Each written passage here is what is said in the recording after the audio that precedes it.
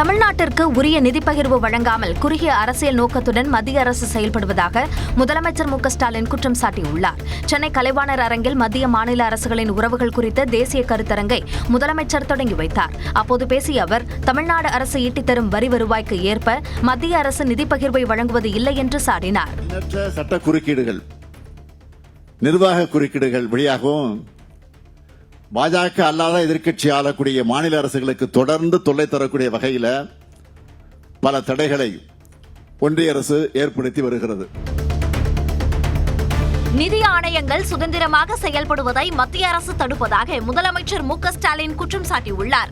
அளவுக்கு மீறிய அதிகார குவியலால் மத்திய அரசுக்கு இரத்த கொதிப்பும் மாநில அரசுகளுக்கு இரத்த சோகையும் ஏற்பட்டுள்ளதாக சர்க்காரியா குழு அறிக்கையில் தெரிவித்திருந்ததை சுட்டிக்காட்டிய முதலமைச்சர், இந்த அறிக்கைக்கு பிறகும் மத்திய அரசிடம் தொடர்ந்து அதிகாரங்கள் குவிக்கப்பட்டு வருவதாக கூறினார். தன்னிறைவு பெற்ற மாநிலங்களின் முயற்சியால் தான் ஒன்றுபட்ட இந்தியா வலிமை பெறும். பலவீனமான மாநிலங்களால் இந்தியாவை உயர்த்த முடியாது. எனவே இந்திய ஒருமைப்பாட்டில் உண்மையான அக்கறை கொண்ட எல்லாரும் மாநில சுயாட்சி கொள்கைக்கு குரல் கொடுக்க வேண்டும் என்று நான் கேட்டுக்கிறேன். 2026 ஆண்டு சட்டப்பேரவைத் தேர்தலில் அதிமுக பாஜக கூட்டணி ஆட்சி அமைக்கும் என்று நேற்று முன்தினம் நெல்லையில் நடைபெற்ற பாஜக பூத் கமிட்டி மாநாட்டில் மத்திய உள்துறை அமைச்சர் அமித்ஷா பேசிய நிலையில், நேற்று திருச்சியில் பரப்புரை மேற்கொண்ட அதிமுக பொதுச் செயலாளர் எடப்பாடி பழனிசாமி, அதிமுக தனி பெரும்பான்மையுடன் ஆட்சி அமையும் என கூறியுள்ளார். சட்டை கிழிச்சிட்டு வீட்டில் அதே போல 2026 சட்டமன்ற பொதுத் தேர்தலில் மக்களுடைய பேராதரவை பெற்று அனைத்து இந்திய அண்ணா திராவிட முன்னேற்ற கழக கூட்டணி பெரும்பான்மையான இடங்களை விட்டுவிட்டு அதிமுக தனி பெரும்பான்மையோட ஆட்சி அமைக்கும். அப்ப சட்ட வேஸ்ட் 2 கிழிச்சிட்டு சாலையில போக போறாங்க. சென்னை கண்ணகி நகரில் தேங்கிய மழைநீரில் இருந்து மின்சாரம் பாய்ந்து பெண் தூய்மை பணியாளர் பரிதாபமாக உயிரிழந்தார். கண்ணகி நகரைச் சேர்ந்த வரலட்சுமி தூய்மை பணிக்காக சென்றபோது கண்ணகி நகர் 11வது குறுக்கு தெருவில் மழைநீரில் மின்கசிவு ஏற்பட்டிருந்த நிலையில் மின்சாரம் பாய்ந்து நிகழ்விடத்திலேயே உயிரிழந்தார். சேதமடைந்த மின்கம்பியை சரி செய்ய கோரி பலமுறை புகார் அளித்தும் நடவடிக்கை எடுக்காததே வரலட்சுமி உயிரிழப்பிற்கு காரணம் என்று அப்பகுதி மக்கள் குற்றம் சாட்டினர். கேபிள நீங்க தான் பள்ளம் நோண்டி புதைச்சிக்கணும், நாங்கள் அதெல்லாம் பண்ணி தர மாட்டோம்னு சொல்லி கிட்டத்தட்ட இது ஒரு 3 மாசமா இந்த பிரச்சனையை நாங்கள் கம்ப்ளைண்டாக கொண்டு போனோம். எந்த ஒரு ரெஸ்பான்ஸும் இல்லை, எந்த அதிகாரியும் பார்க்கல. சென்னை கண்ணகி நகரில் மின்சாரம் தாக்கி உயிரிழந்த வரலட்சுமியின் குடும்பத்திற்கு மின்வாரியம் சார்பில் 10 லட்சம் ரூபாயும் ஒப்பந்த நிறுவனம் சார்பில் 10 லட்சம் ரூபாயும் இழப்பீடாக அறிவிக்கப்பட்டுள்ளது. இந்த நிலையில் வரலட்சுமியின் குடும்பத்திற்கு நிதி உதவிக்காக காசோலையை கொடுத்து ஆறுதல் கூறிய அமைச்சர் மா. சுப்பிரமணியன், குழந்தைகளின் படிப்புச் செலவை திமுக ஏற்கும் என்று கூறினார். சென்னை தெற்கு திராவிட முன்னேற்ற கழகத்தின் சார்பிலும் சோழிங்கநல்லூர் தொகுதி சட்டமன்ற தொகுதி திமுகவின் சார்பிலும் அவளுடைய எதிர்கால படிப்பு செலவை கட்சி ஏற்றுக்கொள்ளும். மின்சாரம் தாக்கி உயிரிழந்த தூய்மை பணியாளரின் குடும்பத்தினருக்கு கூடுதல் இழப்பீடு வழங்க வேண்டும் என விசிக தலைவர் திருமாவளவன் வலியுறுத்தியுள்ளார். இனி உயிர் இழப்புகள் ஏற்படாத வகையில் உரிய நடவடிக்கைகள் மேற்கொள்ளப்பட வேண்டும். அரசு அதிகாரப்பூர்வமாக இந்த தூய்மை பணியாளரின் குடும்பத்தை சார்ந்த பிள்ளைகளின் கல்விக்கு உத்தரவாதம் அளிக்க வேண்டும். அவர்களின் வேலைவாய்ப்புக்கும் உத்தரவாதம் அளிக்க வேண்டும். அவருடைய கணவருக்கு ஒரு அரசு பணியை வழங்க வேண்டும் என்று வலியுறுத்துகிறேன். இதனிடையே சென்னை மேயர் பிரியா, அதிமுக சார்பில் முன்னாள் எம்எல்ஏ கந்தன் ஆகியோரும் அஞ்சலி செலுத்தினர். சென்னை கண்ணகி நகரில் மின்சாரம் தாக்கி உயிரிழந்த தூய்மை பணியாளர் வரலட்சுமியின் உடலுக்கு பாஜக மூத்த தலைவர் தமிழிசை சவுந்தரராஜன் அஞ்சலி செலுத்தினார். ஏற்கனவே தூய்மை பணியாளர்கள் பல போராட்டத்துல தான் அவங்க வாழ்க்கையை நடத்திட்டு வராங்க. அவங்களுக்கு பாதுகாப்பு கொடுக்க வேண்டியது அரசாங்கத்துக்கு கடமை. நானே பல நேரங்கள்ல அவங்களுக்கு பூட்ஸ் கொடுக்கணும், கிளவுஸ் கொடுக்கணும், ஃபேஸ் மாஸ்க் கொடுக்கணும் நிறைய வாட்டி கோரிக்கை வச்சிருக்கேன். அதேபோல் நாம் தமிழர் கட்சியின் ஒருங்கிணைப்பாளர் சீமானும் அஞ்சலி செலுத்தினார். உரிய நேரத்தில் அதை கவனம் எடுத்திருந்தா இந்த உயிரை நம்ம இழந்திருக்க வேண்டிய நிலைமை வந்திருக்காது. புதுக்கோட்டை மாவட்டம் அறந்தாங்கி மற்றும் அதை சுற்றியுள்ள நாகுடி, பெருங்காடு, வைரிவயல், மேலப்பட்டு உள்ளிட்ட இடங்களில் இடி, மின்னல், சூறைக்காற்றுடன் கனமழை கொட்டி தீர்த்தது.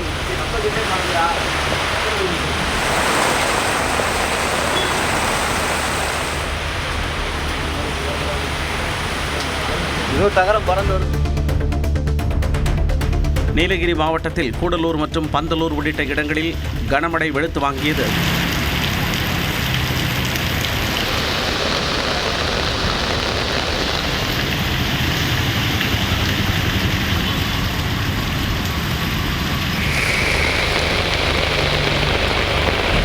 கொடைக்கானலில் மிதமான மழை பெய்த நிலையில் மழையில் நனைந்தபடி படகு சவாரி செய்து சுற்றுலா பயணிகள் மகிழ்ந்தனர். திருவாரூர் மாவட்டம் முத்துப்பேட்டை மற்றும் அதன் சுற்றுவட்டார பகுதிகளான ஆலங்காடு, உப்பூர், கோவிலூர், இடும்பாவனம் உள்ளிட்ட இடங்களில் பலத்த காற்றுடன் மழை பெய்தது. இதனால் குறுவை சாகுபடி செய்துள்ள விவசாயிகள் மகிழ்ச்சி அடைந்தனர்.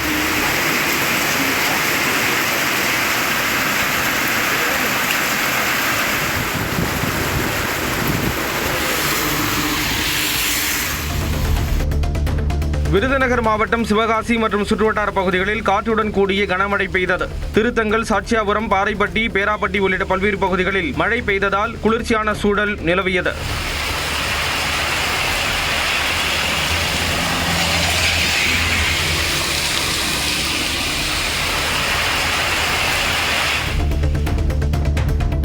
தமிழ்நாடு மற்றும் புதுச்சேரியில் ஒரு வாரத்திற்கு மிதமான மழை நீடிக்கும் என வானிலை ஆய்வு மையம் தெரிவித்துள்ளது. சென்னையில் வெயில் குறைவாகவே இருக்கும் எனவும் மிதமான மழை பெய்யக்கூடும் எனவும் குறிப்பிட்டுள்ளது. மேலும் நாளை வங்கக்கடலில் ஒடிசா மற்றும் மேற்கு வங்க கடல் பகுதியில் புதிய காற்றழுத்த தாழ்வு பகுதி உருவாகக்கூடும் எனவும், தென் தமிழக கடலோர பகுதிகள், மன்னார் வளைகுடா, குமரி கடல் பகுதிகளில் மணிக்கு 65 கிலோமீட்டர் வேகத்தில் சூறைக்காற்று வீசக்கூடும் என்பதால் மீனவர்கள் அந்த பகுதிகளுக்கு செல்ல வேண்டாம் எனவும் வானிலை ஆய்வு மையம் அறிவுறுத்தியுள்ளது.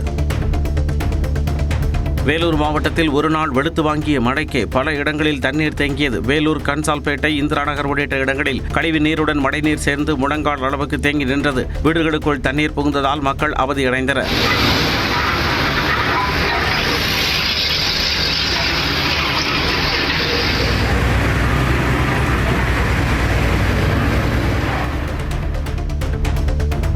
வேலூர் நகரில் சைதாப்பேட்டை பகுதியில் உள்ள ரேஷன் கடைக்குள் தண்ணீர் புகுந்ததால் அரிசி மற்றும் பருப்பு மூட்டைகள் நனைந்தன.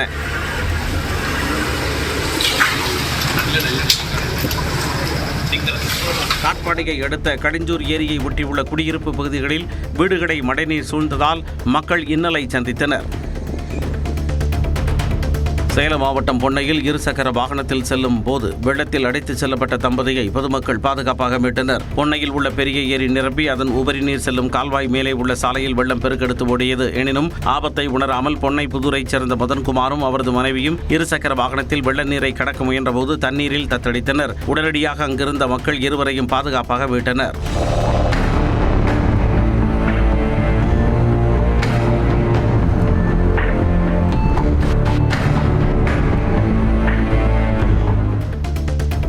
விரைவில் இந்தியாவுக்கென தனியாக விண்வெளி நிலையம் உருவாக்கப்படும் என பிரதமர் மோடி தெரிவித்துள்ளார்.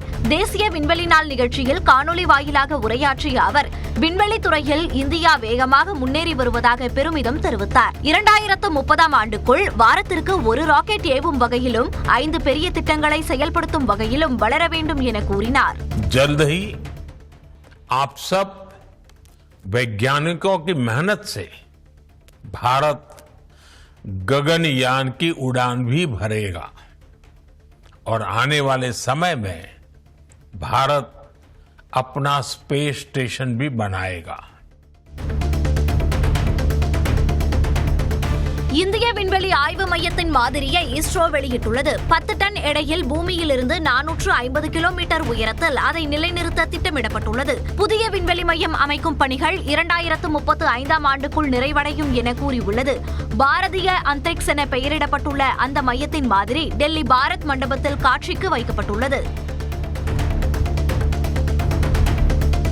தமிழ்நாட்டின் குலசேகரப்பட்டினத்திலிருந்து அடுத்த ஆண்டு ராக்கெட் விண்ணில் ஏவப்படும் என்று இஸ்ரோ தலைவர் நாராயணன் தெரிவித்தார். தேசிய விண்வெளி நாள் விழாவில் பேசிய அவர் தூத்துக்குடி மாவட்டம் குலசேகரப்பட்டினத்தில் ஏவுதளம் அமைக்கும் பணிகள் விரைவாக நடைபெற்று வருவதாக கூறினார். மேலும் நெல்லை மாவட்டம் மகேந்திரகிரியில் ராக்கெட் மறுசுழற்சி தொடர்பான சோதனை நடைபெற்று வருவதாகவும் கூறினார். 2040ஆம் ஆண்டுக்குள் நிலவுக்கு மனிதனை அனுப்பும் திட்டத்தை செயல்படுத்த இலக்கு நிர்ணயித்துள்ளதாகவும் இஸ்ரோ தலைவர் நாராயணன் கூறினார்.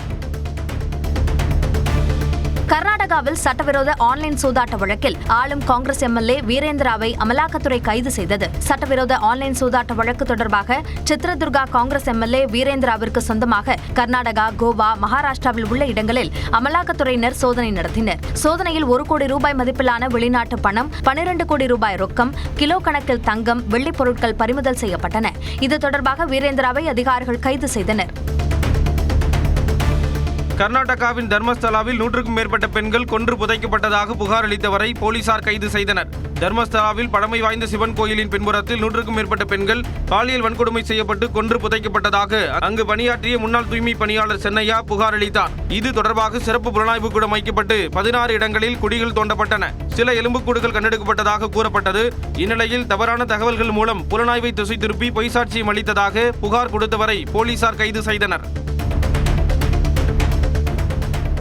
சில நடிகர்களைப் போல மார்க்கெட் போன பிறகு அரசியலுக்கு வரவில்லை என்று தாவேக தலைவர் விஜய் பேசியிருந்த நிலையில் அதற்கு மக்கள் நீதி மய்யம் தலைவர் கமல்ஹாசன் மறைமுகமாக பதில் அளித்துள்ளார். சென்னையில் நடந்த நிகழ்ச்சியில் பேசிய கமல்ஹாசன் தாம் எல்லா வேடங்களும் போட்டுள்ளதாகவும் தனக்கு வேடம் கட்ட தேவையில்லை என்று கமல் பேசியிருந்தார்.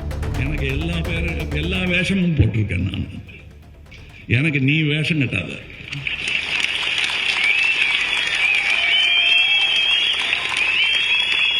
நான் வேஷம் கட்ட சொல்லி டைரக்டும் பண்ணிருக்கேன்.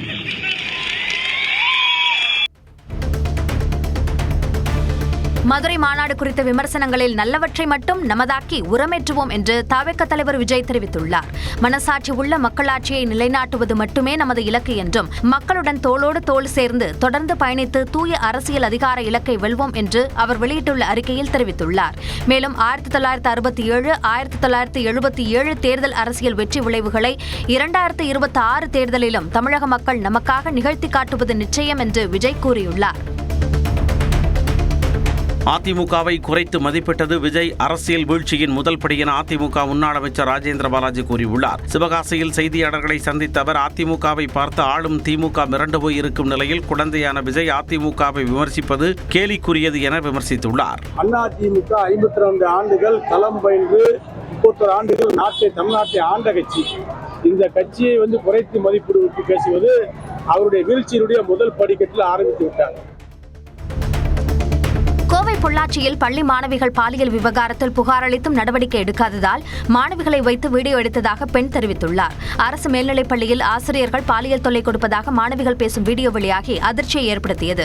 இது தொடர்பாக காவல்துறையினர் விசாரணை மேற்கொண்டதில் அதே பகுதியைச் சேர்ந்த மாணவி ஒருவரின் தாய் வீடியோ எடுத்து சமூக வலைதளங்களில் பரப்பியது தெரியவந்தது.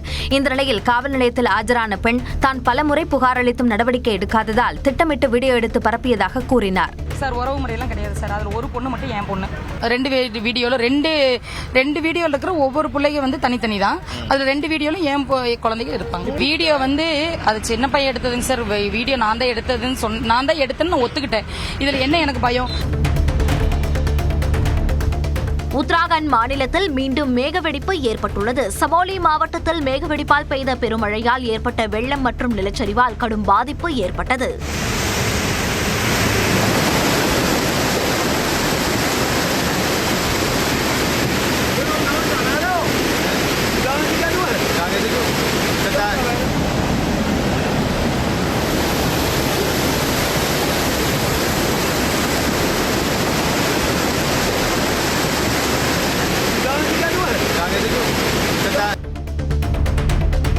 ஜம்மு காஷ்மீர் மாநிலம் கத்வாவில் பெருக்கெடுத்து ஓடிய வெள்ளத்தில் சிக்கிய கார் கிரேன் மூலம் மீட்கப்பட்டது. காரை ஓட்டிச் சென்றவர் உயிரிழந்தார்.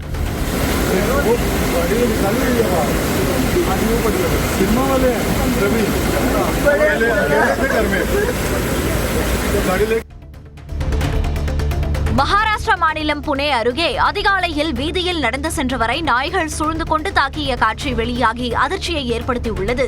பிம்ப்ரி சிஞ்ச்பாத் பகுதியை சேர்ந்த நபர் அதே பகுதியில் காலை 5 மணி அளவில் நடைபயிற்சி செய்தபோது திடீரென நாய்கள் அவரை சூழ்ந்து கொண்டு தாக்கின.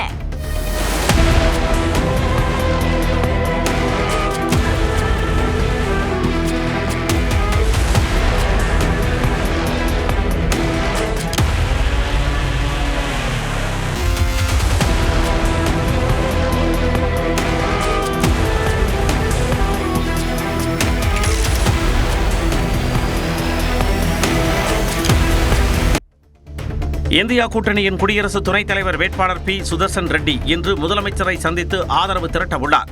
சென்னை வரும் சுதர்சன் ரெட்டி முதலமைச்சர் மு.க. ஸ்டாலினை நேரில் சந்தித்து ஆதரவு கோர உள்ளார். இன்று மாலை 5 மணி அளவில் சென்னை தியாகராய நகரில் உள்ள அக்காட் ஓட்டலில் இந்தியா கூட்டணி கட்சிகளின் தலைவர்கள் சந்திக்கும் நிகழ்ச்சி நடைபெறவுள்ளது. இதனைத் தொடர்ந்து செய்தியாளர்கள் சந்திப்பும் நடைபெறவுள்ளது. ஒடிசாவில் பிஜு ஜனதா தளம் தோல்வியடைந்ததை அடுத்து தீவிர அரசியலில் இருந்து விலகுவதாக அறிவித்த வி.கே. பாண்டியன் மீண்டும் நவீன் பட்நாயக்கை சந்தித்திருப்பது பேசுபொருளாக மாறியுள்ளது. புவனேஸ்வரில் உள்ள மருத்துவமனையிலிருந்து வெளியேறும் நவீன் பட்நாயக் வி.கே. பாண்டியனின் கைகளை பிடித்திருக்கும் வீடியோ வெளியாகியுள்ளது.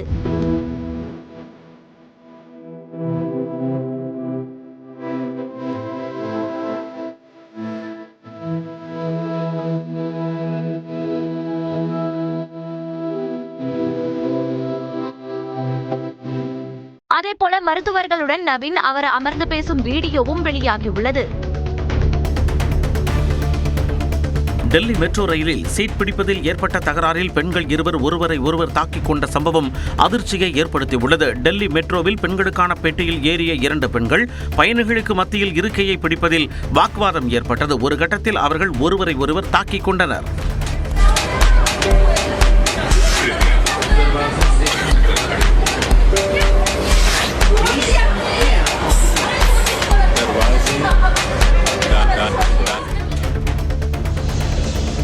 மகாராஷ்டிராவின் நாக்பூர் நகரில் மர்பத் திருவிழா கோலாகலமாக நடைபெற்றது. தீமை அழிந்து நன்மை பிறக்கும் என்ற நம்பிக்கையுடன் நடைபெற்ற இந்த விழாவில் ஏராளமானோர் பங்கேற்றனர்.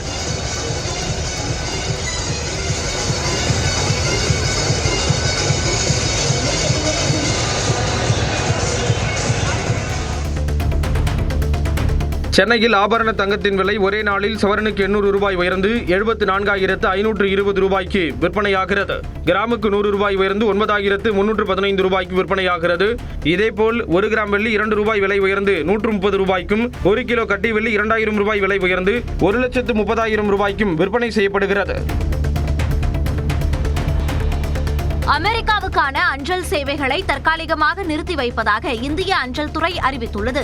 அஞ்சல் துறை வெளியிட்டுள்ள அறிக்கையில், அமெரிக்காவின் புதிய விதிமுறைகளின் காரணமாக ஆகஸ்ட் 25க்கு பிறகு சரக்குகளை ஏற்க முடியாது என்று அமெரிக்காவுக்கு செல்லும் விமான நிறுவனங்கள் தெரிவித்திருப்பதாக கூறப்பட்டுள்ளது. எனவே கடிதங்கள், ஆவணங்கள் மற்றும் $100 அமெரிக்க வரை மதிப்புள்ள பரிசு பொருட்கள் தவிர ஆகஸ்ட் 25 முதல் அமெரிக்காவுக்கு அனுப்பப்படும் அனைத்து வகையான அஞ்சல் பொருட்களின் முன்பதிவையும் தற்காலிகமாக நிறுத்தி வைக்க உள்ளதாக அஞ்சல் துறை தெரிவித்துள்ளது.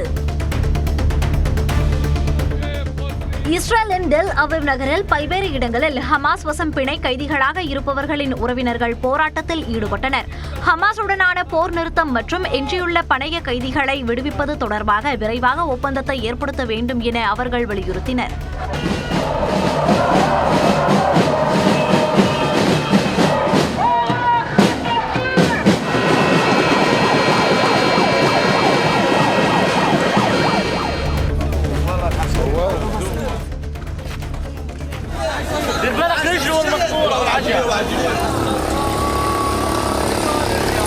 காசாவின் உணவு பஞ்சத்தை ஐநா அதிகாரப்பூர்வமாக அறிவித்துள்ள நிலையில் அதற்கு சான்றாக அமைந்துள்ளது இந்த காட்சிகள். ஜிக்கிம் என்ற இடத்தில் விநியோகம் செய்யப்பட்ட உணவுப் பொருட்களை தோள்களில் பல கிலோமீட்டர் தூரம் சுமந்து மக்கள் தங்களது இருப்பிடத்திற்கு செல்வதை காண முடிந்தது. சிலர் கழுதைகளிலும் வாகனங்களிலும் கிடைத்த உணவுப் பொருட்களை எடுத்துச் சென்றனர்.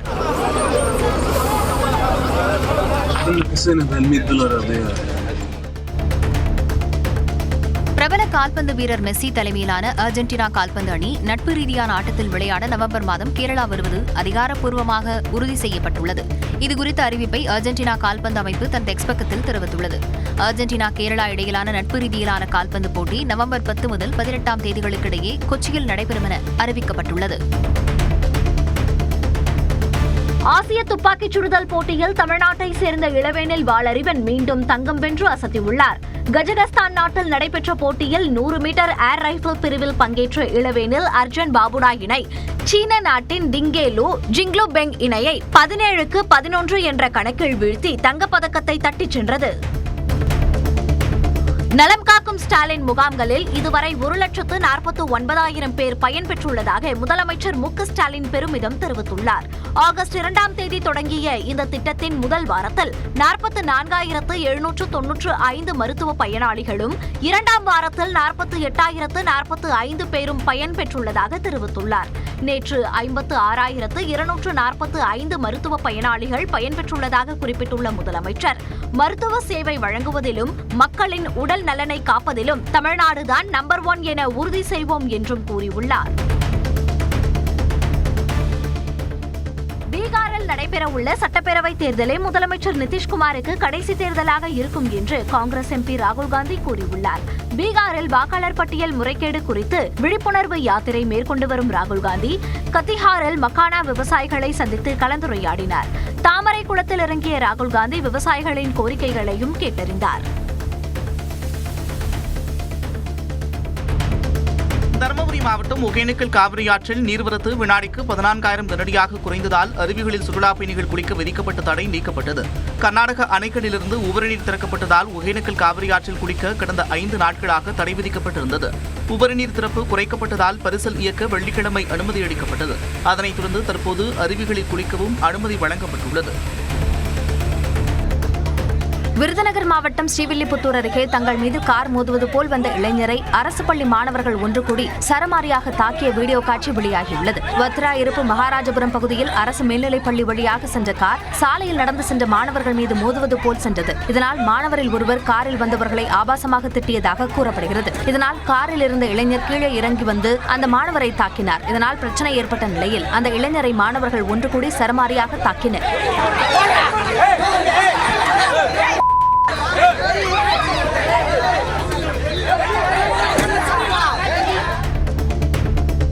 சேலம் மாவட்டம் வீரபாண்டி அருகே பிறந்த 9 நாள் ஆன பெண் குழந்தை 1 லட்சம் ரூபாய்க்கு விற்றதாக தாய் தந்தை உள்ளிட்ட 4 பேர் மீது வழக்கு பதிவு செய்யப்பட்டுள்ளது. ரெட்டிப்பட்டியைச் சேர்ந்த நெசவு தொழிலாளி சந்தோஷ் சிவகாமி தம்பதியின் குழந்தை கடந்த 14ஆம் தேதி சட்டவிரோதமாக விற்பனை செய்ததாக எழுந்த புகாரில் விசாரணை நடத்திய காவல்துறையினர் அவற்றை உறுதிப்படுத்தினர். இதனையடுத்து குழந்தையின் பெற்றோர் உள்ளிட்ட 4 பேர் மீது வழக்கு பதிவு செய்யப்பட்டது. கொடைக்கானலில் உடல்நலக்குறைவால் பாதிக்கப்பட்ட பெண் யானை சிகிச்சை பலனின்றி உயிரிழந்தது. பள்ளங்கி கோம்பை பகுதியில் உள்ள தனியார் தோட்டத்தில் குட்டியுடன் உலா வந்த பெண் திடீர் உடல்நலக்குறைவு காரணமாக மயங்கி கிடந்தது. மயங்கி கிடந்த பெண் யானையை மீட்டு வனத்துறையினர் சிகிச்சை அளித்தனர். இருப்பினும் சிகிச்சை பலனின்றி யானை உயிரிழந்தது. குட்டி பிரிந்த காரணத்தால் பெண் யானை உயிரிழந்திருக்கலாம் என்று வனத்துறையினர் தெரிவித்துள்ளனர். திருவள்ளூர் மாவட்டம் பொன்னேரி அருகே மழையால் ஓட்டுநரின் கட்டுப்பாட்டை இழந்து தாறுமாறாக ஓடிய அரசு பேருந்து ஏரிக்கரை தடுப்புச் சுவற்றில் மோதி அந்தரத்தில் தொங்கியது. மீஞ்சூரிலிருந்து பொன்னேரிக்கு வந்து கொண்டிருந்த அரசு பேருந்து காட்டூர் தத்தைமஞ்சி இடையே ஓட்டுநரின் கட்டுப்பாட்டை இழந்தது. தாறுமாறாக ஓடிய அந்த பேருந்து ஏரிக்கரை தடுப்புச் சுவற்றை மோதி உடைத்தது. இதில் பேருந்தின் முன்பகுதி மட்டும் அந்தரத்தில் தொங்கியது. உடனடியாக சுதாரித்துக் கொண்ட பேருந்தில் இருந்த 8 பயணிகளும் ஓட்டுநர் மற்றும் நடத்துனரும் கீழே இறங்கி உயிர் தப்பினர். பின்னர் காவல்துறையினர் வந்து பேருந்தை மீட்டனர். பிரேக் பிடிப்பதில் ஏற்பட்ட கோளாறு காரணமாகவே பேருந்து விபத்துக்குள்ளானதாக கூறப்படுகிறது. கிருஷ்ணகிரி மாவட்டம் போச்சம்பள்ளி அருகே ஆசிரியர் தம்பதியர் வீட்டின் பூட்டை உடைத்து 75 சவரன் நகைகள் கொள்ளையடிக்கப்பட்டுள்ளன. பாலேக்குளி கிராமத்தைச் சேர்ந்த ஆனந்தன், தெய்வானை தம்பதியினர் அரசு தொடக்கப்பள்ளி ஆசிரியர்களாக உள்ளனர். இருவரும் பணிக்கு சென்ற நிலையில் அவர்களது வீட்டிற்குள் புகுந்த அடையாளம் தெரியாத நபர்கள் பீரோவை உடைத்து அதிலிருந்த 75 சவரன் நகைகள் மற்றும் 5 லட்சம் ரூபாய் ரொக்கம் ஆகியவற்றை திருடிச் சென்றனர்.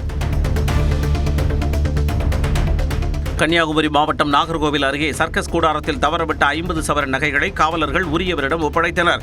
ஆரல்வாய்மொழி பகுதியைச் சேர்ந்த சின்னத்துரை தனது குடும்பத்தினருடன் நாகர்கோவிலில் சர்க்கஸ் பார்க்க வந்த நிலையில் அவரது மருமகள் பையை தொலைத்துள்ளார். கோட்டார் காவல் நிலைய சிறப்பு உதவி ஆய்வாளர் ராஜேஷ்குமார் மற்றும் தலைமை காவலர் அனில்குமார் பையை மீட்ட நிலையில் சின்னத்துரையை காவல் நிலையம் வரவழைத்து நகைகளை அவரிடம் ஒப்படைத்தனர். கிருஷ்ணகிரி மாவட்டம் சூளகிரி அருகே தேசிய நெடுஞ்சாலையில் அடுத்தடுத்த 5 கார்கள் மோதி விபத்துக்குள்ளாகின. சென்னை பெங்களூரு தேசிய நெடுஞ்சாலையில் கோப்பச்சந்திரம் என்னும் இடத்தில் மேம்பாலம் கட்டும் பணிகள் நடைபெற்று வருகின்றன. இந்நிலையில் ஓசூரில் இருந்து கிருஷ்ணகிரி நோக்கி சென்ற கார் மீது பின்னால் வந்த லாரி மோதியதில் அடுத்தடுத்த 5 கார்கள் மோதிக்கொண்டன. இதனால் அப்பகுதியில் கடும் போக்குவரத்து நெரிசல் ஏற்பட்டது.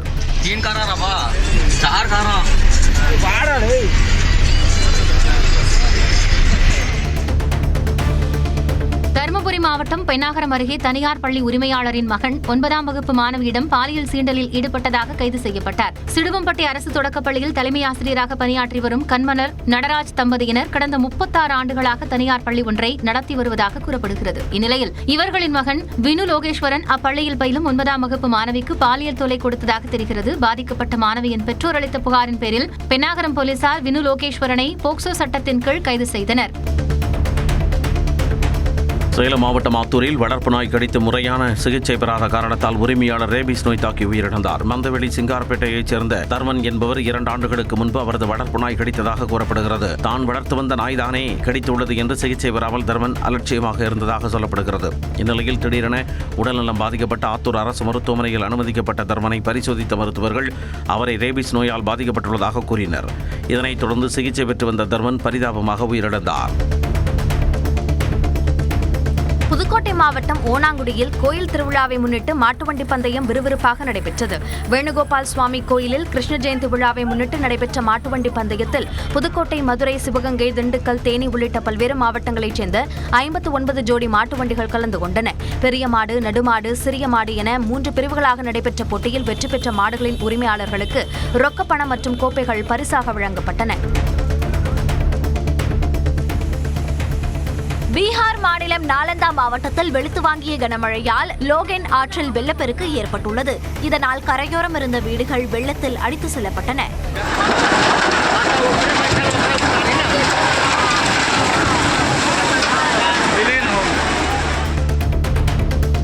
ராஜஸ்தானில் பெய்த கனமழையால் புகழ்பெற்ற ஆம்பர் கோட்டையின் 200 அடி மதில் சுவர் இடிந்து விழுந்தது.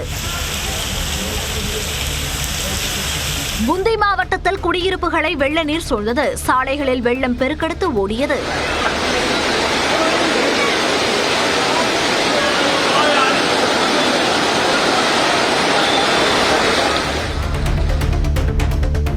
காசாவில் குடிநீர் தட்டுப்பாடு நிலவி வரும் சூழலில் லாரி மூலம் பொதுமக்களுக்கு தண்ணீர் விநியோகிக்கப்பட்டது. காசாவில் உணவு பஞ்சத்தைப் போல குடிநீருக்கும் தட்டுப்பாடு ஏற்பட்டுள்ளது. இந்த நிலையில் லாரி மூலம் விநியோகிக்கப்பட்ட தண்ணீரை கூட்டம் கூட்டமாக சென்று கேன்களில் பிடித்துச் சென்றனர்.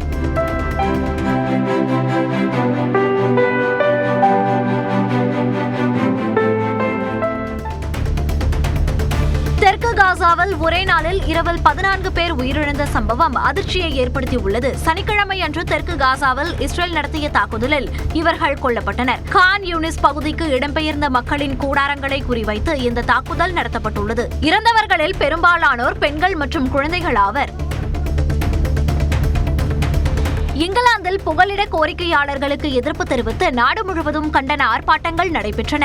லண்டன், பிரிஸ்டல் மற்றும் லிவர்பூல் ஆகிய இடங்களில் ஆர்ப்பாட்டம் நடைபெற்றது. நிறவெறியை தூண்டும் வகையில் முழக்கமிட்டவர்களை போலீசார் கைது செய்ததால் பரபரப்பு ஏற்பட்டது.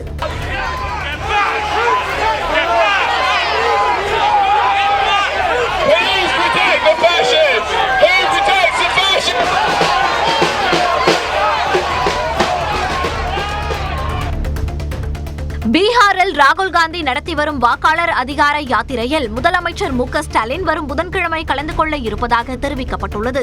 இது தொடர்பான காங்கிரஸ் கட்சியின் அறிவிப்பில் ராகுல் காந்தியின் யாத்திரையில் வரும் செவ்வாய்க்கிழமை பிரியங்கா காந்தி எம்பி பங்கேற்பார் எனவும் வரும் வெள்ளிக்கிழமை கர்நாடக முதலமைச்சர் சித்தராமையா கலந்து கொள்வார் எனவும் கூறப்பட்டுள்ளது. இதேபோல உத்தரப்பிரதேச முன்னாள் முதலமைச்சர் அகிலேஷ் யாதவ், ஜார்க்கண்ட் முதலமைச்சர் ஹேமந்த் சோரன், தெலுங்கானா முதலமைச்சர் ரேவந்த் ரெட்டி ஆகியோரும் வரும் நாட்களில் கலந்து கொள்வர் என குறிப்பிட்டுள்ளது.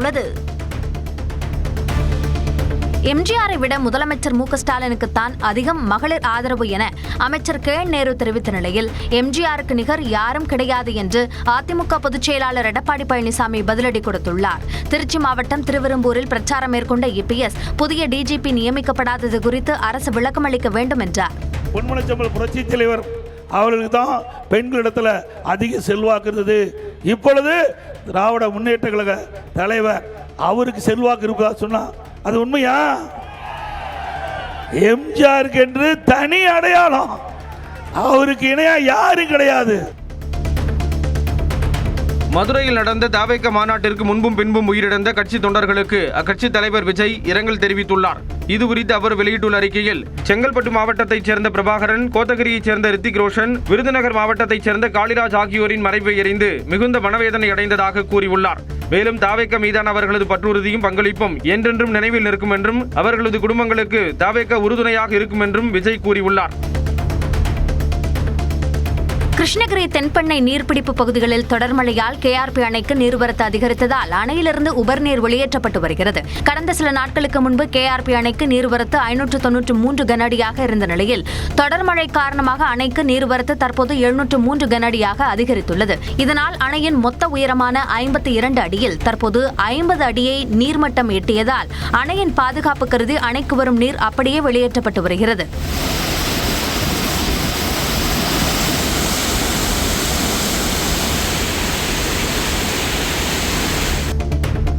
மயிலாடுதுறையில் வெறிநாய் கிடைத்து காயமடைந்த 20க்கும் மேற்பட்டோர் அரசு மருத்துவமனையில் தடுப்பூசி செலுத்தி சிகிச்சை பெற்றனர். மயிலாடுதுறை நகரின் மையப்பகுதியான பேருந்து நிலையம், கச்சேரி சாலை, கண்ணாரத்தெரு உள்ளிட்ட இடங்களுக்கு சென்றவர்களை வெறிநாய் ஒன்று துரத்தி கடித்துள்ளது. இதில் சுமார் 20 பேர் காயமடைந்த நிலையில் அவர்களுக்கு மயிலாடுதுறை அரசு மருத்துவமனையில் தடுப்பூசி செலுத்தப்பட்டது. வெறிநாயை பிடிக்க நகராட்சி நிர்வாகம் நடவடிக்கை எடுக்க வேண்டும் என பாதிக்கப்பட்டவர்கள் கோரிக்கை விடுத்துள்ளனர். கோவை மாவட்டம் செஞ்சேரிமலை அருகே இருசக்கர வாகனத்தின் மீது கார் மோதி அக்கா தம்பி தூக்கி வீசப்பட்டதன் அதிர்ச்சி காட்சி வெளியாகியுள்ளது.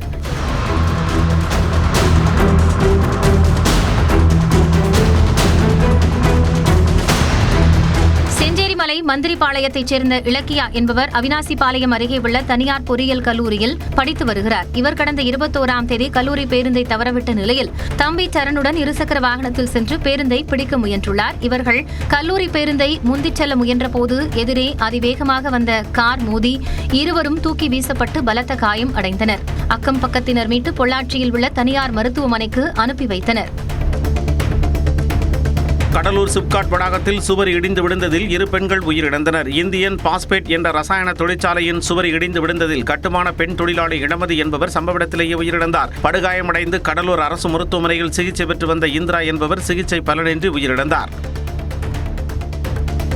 ராமநாதபுரம் மாவட்டம் சத்திரக்குடி அருகே தாயின் கண் முன்னே மின்னல் தாக்கி 2 சிறுமிகள் உயிரிழந்தது சோகத்தை ஏற்படுத்தியுள்ளது. ராமநாதபுரம் மாவட்டம் சத்திரக்குடி அரியக்குடி புதூர் கிராமத்தைச் சேர்ந்த சகோதரிகளான 13 வயது ஐஸ்வர்யா பானுவும் 9 வயது சபிகா பானுவும் வேப்பங்கொட்டை சேகரிப்பதற்காக தனது தாயுடன் சென்றனர். அப்போது மின்னல் தாக்கி இருவரும் சுருண்டு விழுந்து சம்பவ இடத்திலேயே உயிரிழந்தனர். தகவல் அறிந்து வந்த காவல்துறையினர் உடல்களை மீட்டு ராமநாதபுரம் அரசு மருத்துவமனைக்கு அனுப்பி வைத்தனர். கோவை மாவட்டம் தொண்டாமுத்தூர் அருகே வடமாநில தொழிலாளர்கள் மோதலில் ஈடுபட்டதால் பதற்றமான சூழல் ஏற்பட்டது.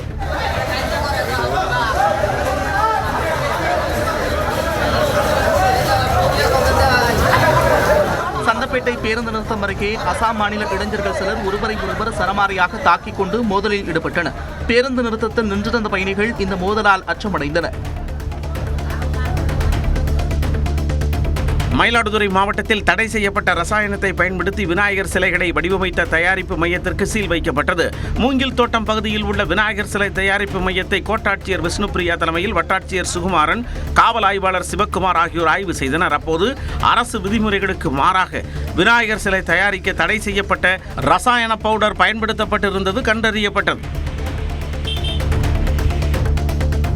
திருப்பூர் மாவட்டம் அவினாசி அருகே கார் ஏறி இறங்கியதில் உரிமையாளர் உயிரிழந்த சம்பவம் சோகத்தை ஏற்படுத்தியுள்ளது.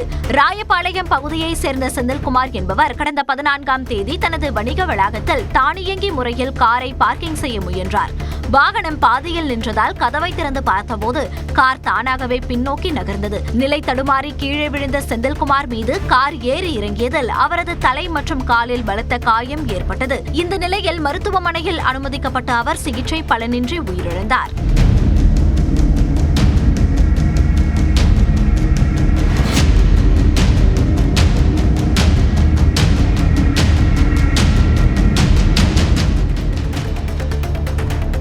கிருஷ்ணகிரி மாவட்டம் போச்சம்பள்ளி அருகே இருசக்கர வாகன திருட்டில் ஈடுபட்ட இளைஞர் சிசிடிவி காட்சிகளின் அடிப்படையில் கைது செய்யப்பட்டார்.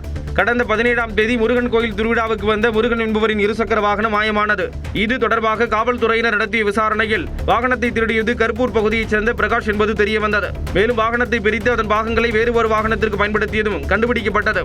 இதையடுத்து அவரை கைது செய்த காவல்துறையினர் வாகனத்தின் பாகங்களை மீட்டனர். தூத்துக்குடி மாவட்டம் திருச்செந்தூர் சுப்பிரமணிய சாமி கோயிலில் 22 நாட்களில் 4 கோடி 7 லட்சம் ரூபாய் உண்டியல் காணிக்கையாக பெறப்பட்டுள்ளது. திருச்செந்தூர் சுப்பிரமணிய சாமி கோயிலில் கடந்த ஜூலை மாதம் 31ஆம் தேதி உண்டியல் திறக்கப்பட்டு எண்ணப்பட்டது. அதைத் தொடர்ந்து வெள்ளிக்கிழமை என்று மீண்டும் உண்டியல்கள் திறக்கப்பட்டு சஷ்டி மண்டபத்தில் வைத்து காணிக்கைகள் எண்ணப்பட்டன. இதன் இறுதியில் 1005 கிராம் தங்கம், 18,164 கிராம் வெள்ளி, 1,218 வெளிநாட்டு கரன்சிகளும் காணிக்கையாக பெறப்பட்டது தெரிய வந்தது.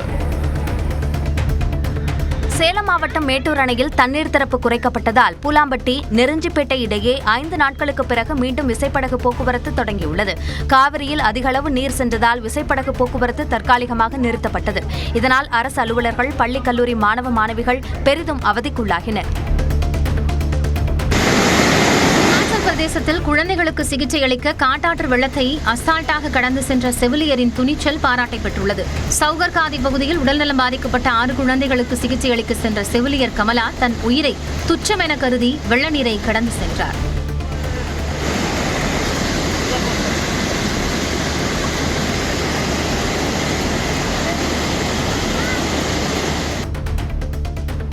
அமெரிக்காவின் லூசியானா மாகாணத்தில் உள்ள எண்ணெய் ஆலையில் ஏற்பட்ட தீ விபத்தில் விண்ணை முட்டும் அளவிற்கு கரும்புகை வெளியேறியது.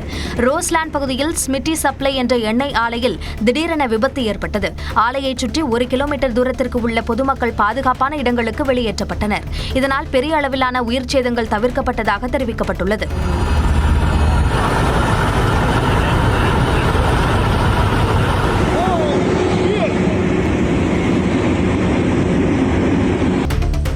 அமெரிக்காவில் சுற்றுலா பேருந்து விபத்துக்குள்ளானதில் இந்தியர்கள் உட்பட 5 பேர் உயிரிழந்தனர். நயகரா நீர்வீழ்ச்சியை பார்த்துவிட்டு நியூயார்க் நோக்கி சென்றபோது கட்டுப்பாட்டை இழந்து பேருந்து விபத்துக்குள்ளானது. மொத்தம் 54 பேர் பயணித்த நிலையில் இந்தியர்கள், சீனர்கள் உட்பட 5 பேர் உயிரிழந்ததாகவும் பலர் காயங்களுடன் சிகிச்சை பெற்று வருவதாக தெரிவிக்கப்பட்டுள்ளது.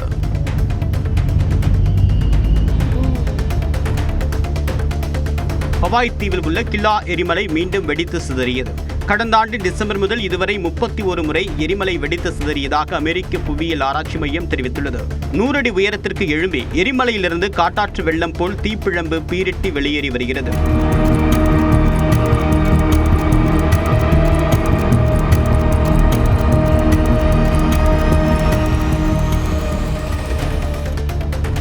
முதலமைச்சரின் காலை உணவு திட்ட விரிவாக்க விழாவில் பஞ்சாப் முதலமைச்சர் பகவந்த் மான் சிறப்பு விருந்தினராக பங்கேற்க உள்ளார். இதற்கான விழா அழைப்புதழை திமுக எம்பியும் மூத்த வழக்கறிஞருமான வில்சன் பஞ்சாப் முதலமைச்சரிடம் நேரில் வழங்கி அழைப்பு விடுத்தார். நகர்ப்புற பகுதிகளில் உள்ள அரசு உதவி பெறும் தொடக்க பள்ளிகளில் பயிலும் மாணவர்கள் பயன்பெறும் வகையில் காலை உணவு திட்டம் வரும் 26ஆம் தேதி விரிவாக்கம் செய்யப்பட உள்ளது. திமுகவை வேரறுக்க வேண்டும் என மத்திய அமைச்சர் அமித்ஷா தெரிவித்திருந்த நிலையில் திமுகவின் வேரை யாராலும் அசைத்து கூட பார்க்க முடியாது என்று அமைச்சர் ரகுபதி பதிலடி தந்துள்ளார். புதுக்கோட்டையில் செய்தியாளர்களை சந்தித்த அமைச்சர் ரகுபதி தேசிய அளவிலான நிலவரம் வேறு, தமிழ்நாட்டின் நிலவரம் வேறு என்றும் கூறினார். தமிழ்நாட்டினுடைய நிலவரம் அமித்ஷாவுக்கு தெரியவே தெரியாது. அகில இந்திய நிலவரம் வேறு, தமிழ்நாட்டினுடைய நிலவரம் வேறு என்பது அவருக்கு 2026 தேர்தல் மீண்டும் பாடம் புகட்டும். ராமருடன் தன்னை ஒப்பிட வேண்டாம் என பாஜக மாநில தலைவர் நயினார் நாகேந்திரன் தெரிவித்துள்ளார். மத்திய அமைச்சர் அமித்ஷாவை வரவேற்ற பேனர்களில் ராமருடன் தன்னை ஒப்பிட்டிருந்தது மிகுந்த மனவேதனை அளித்ததாக குறிப்பிட்டுள்ளார். இறை சக்தியோடு என்றுமே மனித சக்தியை ஒப்பிட முடியாது, ஒப்பிடவும் கூடாது என்பதை தான் ஆணித்தரமாக நம்புவதாக நயினார் நாகேந்திரன் கூறியுள்ளார். ராமர் மற்றும் ஆண்டாள் குறித்த சர்ச்சை பேச்சு எழுந்தபோது அதை தாம் முதல் ஆளாய் கண்டித்ததாக குறிப்பிட்டுள்ளார். ஆனால் தன்னை வைத்து இவ்வாறு சித்தரித்து புகைப்படம் வெளியிடுவதை மிக கடுமையாக கண்டிப்பதாக கூறியுள்ளார். நாட்டிலேயே முதன்முறையாக சென்னை ஐசிஎஃப்பில் தயாரிக்கப்பட்ட ஹைட்ரோஜன் ரயில் ஹரியானா மாநிலத்துக்கு கொண்டு செல்லப்பட்டுள்ளது. முன்பின்னாக 2 என்ஜின்கள் மற்றும் 8 பெட்டிகள் அமைக்கப்பட்ட ரயில் கடந்த ஜூலையில் சோதனை ஓட்டம் நடைபெற்றது. இந்நிலையில் ஹரியானா மாநிலம் சோனிபாட் ரயில் நிலையத்துக்கு கொண்டு செல்லப்பட்டுள்ளது. 45 நாட்கள் பல கட்ட சோதனைக்கு பின் மக்கள் பயன்பாட்டுக்கு கொண்டு வரப்படும். ஷார்ஜாவில் இருந்து கடத்தி வரப்பட்ட 37 லட்சம் ரூபாய் மதிப்பிலான வெளிநாட்டு சிகரெட்டுகள் கோவை விமான நிலையத்தில் பறிமுதல் செய்யப்பட்டது. கோவை விமான நிலையத்தில் சந்தேகத்திற்கிடமான வகையில் நின்றிருந்த 7 பேரை பிடித்த சுங்கத்துறை அதிகாரிகள் விசாரணை நடத்தினர். அப்போது அவர்களின் உடைமைகளில் 1461 வெளிநாட்டு சிகரெட் பாக்கெட்டுகள், 213 இ சிகரெட்டுகள், செல்போன்கள், மடிக்கணினிகள் இருப்பது கண்டுபிடிக்கப்பட்டது. இந்த பொருட்கள் அனைத்தையும் பறிமுதல் செய்த அதிகாரிகள் 7 பேரையும் பிடித்து விசாரணை நடத்தி வருகின்றனர். சிவகங்கை மாவட்டம் திருபுவனம் அருகே வைகை ஆற்றில் குளிக்கச் சென்ற சிறுவர் நீரில் மூழ்கி உயிரிழந்தார். புதூரைச் சேர்ந்த தாகிர் திருபுவனத்தில் உள்ள பள்ளியில் 8ஆம் வகுப்பு படித்து வந்தார். இந்நிலையில் நண்பர்களுடன் அருகில் உள்ள வைகை ஆற்றில் குளிக்கச் சென்ற அவர் ஆழமான பகுதிக்கு சென்றதால் நீரில் மூழ்கி மாயமானார்.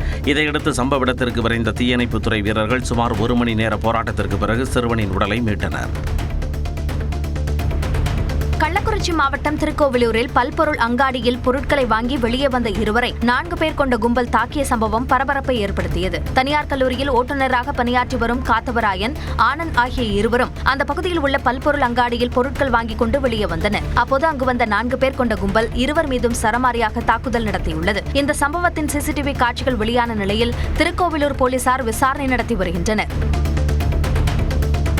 கள்ளக்குறிச்சி மாவட்டம் உளுந்தூர்பேட்டையில் சென்னை மாநகராட்சி தூய்மை பணியாளர்களுக்கு ஆதரவாக தமிழ்நாடு ஊரக வளர்ச்சித்துறை ஊழியர் சங்கத்தினர் ஆர்ப்பாட்டத்தில் ஈடுபட்டனர். உளுந்தூர்பேட்டை வட்டாட்சியர் அலுவலகம் எதிரே நடைபெற்ற ஆர்ப்பாட்டத்தில் தூய்மை பணியாளர்களை பணி நிரந்தரம் செய்ய வேண்டும், அரசு அறிவித்த ஊதியத்தை முழுமையாக மாதந்தோறும் 5ஆம் தேதிக்குள் வழங்க வேண்டும் என்பன உள்ளிட்ட கோரிக்கைகளை வலியுறுத்தி முழக்கங்கள் எழுப்பப்பட்டன. பெரம்பலூர் மாவட்டம் இலுப்பைக்குடிக்காடு பகுதியில் வீதியில் விளையாடிக் கொண்டிருந்த சிறுவனை நாய் ஒன்று கடிக்க பாய்ந்த காட்சி அங்குள்ள சிசிடிவி கேமராவில் பதிவாகியுள்ளது.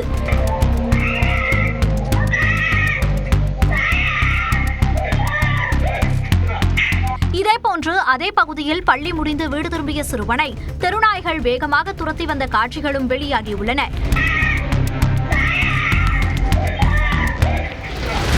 இலுப்பைக்குடிக்காடில் அதிகரித்துள்ள தெருநாய்கள் நடமாட்டத்தை கட்டுப்படுத்த மாவட்ட நிர்வாகத்திற்கு பொதுமக்கள் கோரிக்கை விடுத்துள்ளனர்.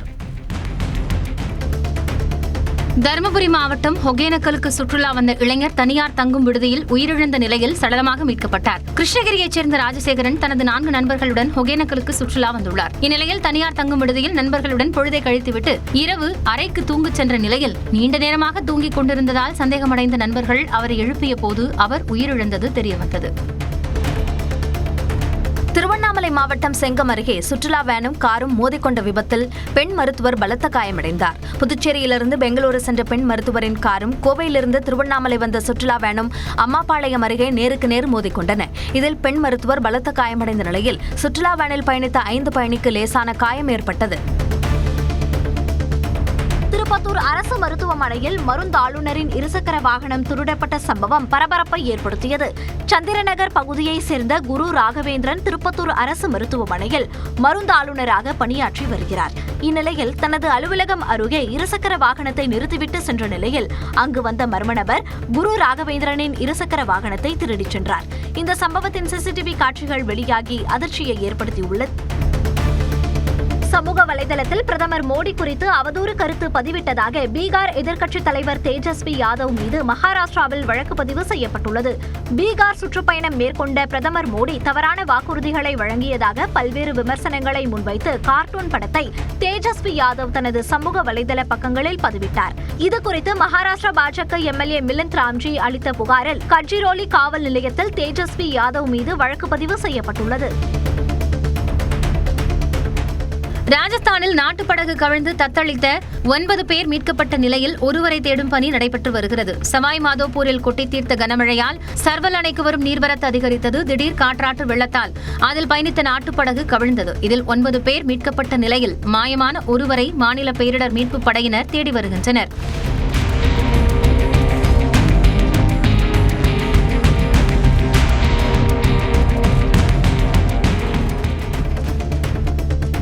என்னமோ வெக்கேஷனுக்கு வந்தது போல வாரணாசி வெள்ளத்தில் மெத்தையை போட்டு ஒருவர் பப்பரப்பாவென்று உல்லாசமாக மிதந்து சென்றார். உத்தரப்பிரதேச மாநிலம் வாரணாசியில் பெய்த மழை அந்த பகுதியை புரட்டி போட்டுள்ளது. இந்நிலையில் என்ன வேணா நடக்கட்டும், நான் சந்தோஷமா இருப்பேன் என்ற மனநிலையில் ஒருவர் வெள்ளத்தில் மெத்தையை போட்டு உற்சாகமாக இருந்தார்.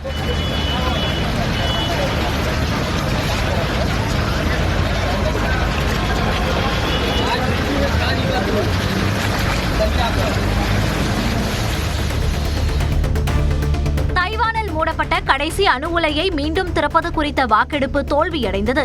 தைவானின் 20% மின்சாரத்தை வழங்கிக் கொண்டிருந்த மான்ஷன் அணுமின் நிலையம் அண்மையில் மூடப்பட்டது. இந்நிலையில் மொத்த மக்கள் தொகையில் 25% மக்களின் ஆதரவை பெற்று அதனை மீண்டும் திறக்க வாக்கெடுப்பு நடத்தப்பட்டது. வாக்கெடுப்பில் தோல்வி அடைந்ததாக அதிபர் லாய் சிங் அறிவித்துள்ளார்.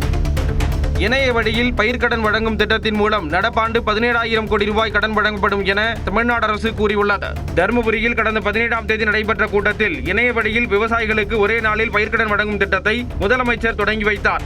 ஒரே நாளில் பயிர்க்கடன் வழங்கும் இத்திட்டத்திற்கு நடப்பாண்டு 17,000 கோடி ரூபாய் ஒதுக்கப்பட்டுள்ளதாக தமிழ்நாடு அரசு கூறியுள்ளது. மேலும் பயிர்க்கடன் தொகை 3 லட்சத்திலிருந்து 5 லட்சமாக உயர்த்தப்பட்டுள்ளதாக குறிப்பிட்டுள்ளது. சென்னையை அடுத்த பல்லாவரம் அருகே 3 பேர் கொண்ட கும்பல் ரவுடியை வெட்டி கொலை செய்யப்பட்ட சம்பவம் அதிர்ச்சியை ஏற்படுத்தியுள்ளது. பம்மலைச் சேர்ந்த கணேஷ் என்பவர் மீது கொலை முயற்சி உள்ளிட்ட பல்வேறு வழக்குகள் உள்ளன. இந்த நிலையில் தெருவில் நின்று கொண்டிருந்த கணேஷை ஆட்டோவில் வந்த 3 பேர் அரிவாள் உள்ளிட்ட ஆயுதங்களால் சரமாரியாக வெட்டி கொலை செய்துவிட்டு தப்பித்துச் சென்றனர். கொலைக்கான காரணம் குறித்து காவல்துறையினர் விசாரித்து வருகின்றனர். கடலூர் மாவட்டம் வண்டிப்பாளையத்தில் வாகன நிறுத்தம் தொடர்பான தகராறில் நெசவு தொழிலாளி அடித்து கொலை செய்யப்பட்ட சம்பவம் அதிர்ச்சியை ஏற்படுத்தியுள்ளது. வண்டிப்பாளையத்தில் நெசவு பட்டறையில் பணியாற்றிய மனோகர் தனது இருசக்கர வாகனத்தை கார்த்திகேயன் என்பவரது வீட்டின் அருகே நிறுத்துவதை வழக்கமாக கொண்டதால் இருவருக்கும் இடையே தகராறு இருந்ததாக தெரிகிறது. இந்த நிலையில் நேற்று மீண்டும் மோதல் ஏற்படவே 2 பேரை அழைத்துக் கொண்டு கார்த்திகேயன் மனோகரை தாக்கினார். இதில் அவர் பரிதாபமாக உயிரிழந்தார்.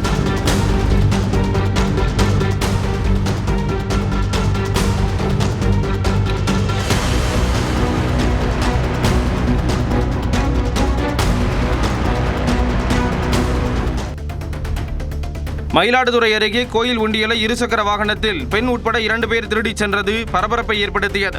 தட்டார தெருவில் உள்ள பீடை அபகாரியம்மன் கோயிலுக்கு நள்ளிரவில் இருசக்கர வாகனத்தில் பெண் ஒருவருடன் மர்ம நபர் வந்துள்ளார். இதையடுத்து பெண்ணை வாசலில் காவலுக்கு அமர்த்திவிட்டு கோயில் உள்ளே சென்ற நபர் உண்டியலை திருடி கொண்டு வந்தார். திருடிய உண்டியலை பெண்ணிடம் கொடுக்க அவர் அதனை துணியில் மறைத்துக் கொள்ள இருவரும் அங்கிருந்து சென்றனர். இச்சம்பவத்தின் சிசிடிவி காட்சிகள் வெளியான நிலையில் மயிலாடுதுறை போலீசார் விசாரணை மேற்கொண்டு வருகின்றனர். திண்டுக்கல் மாவட்டம் கொடைக்கானல் அருகே உணவகத்தில் சட்டவிரோதமாக மது விற்பனை செய்யப்படும் வீடியோ வெளியாகி பரபரப்பை ஏற்படுத்தியுள்ளது. பூண்டி மலை கிராமத்தில் உள்ள சாலை ஓர உணவகத்தில் மது குடிப்பவர்களுக்கு கடையின் உரிமையாளர் மது பாட்டில்களை விற்பனை செய்து வந்துள்ளார். இந்த வீடியோ காட்சிகள் வெளியான நிலையில் கள்ளச்சந்தையில் மது விற்பனை செய்வோர் மீது நடவடிக்கை எடுக்க அப்பகுதி மக்கள் கோரிக்கை விடுத்துள்ளனர்.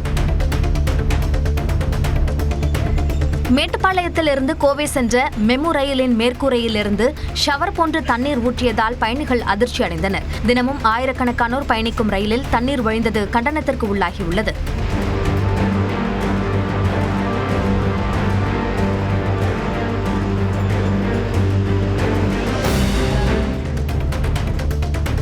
சென்னை அடுத்த தாம்பரம் பேருந்து நிலையத்தில் செல்போன் பறிப்பில் ஈடுபட்டு வந்த வடமாநில இளைஞர்கள் 2 கைது செய்யப்பட்டனர். பேருந்துகளில் ஏறுவது போல் நடித்து பயணிகளிடம் செல்போன் பறிப்பில் ஈடுபட்டு வந்த இளைஞர்கள் சாதாரண உடை அணிந்து நோட்டமிட்ட காவலரிடம் சிக்கினர். விசாரணையில் அவர்கள் ஒடிசாவைச் சேர்ந்த ஆக்ஷப் பதான் மகேந்திரா என்பது தெரியவந்தது. தப்பி ஓடிய 3 பேரை காவல்துறையினர் தேடி வருகின்றனர்.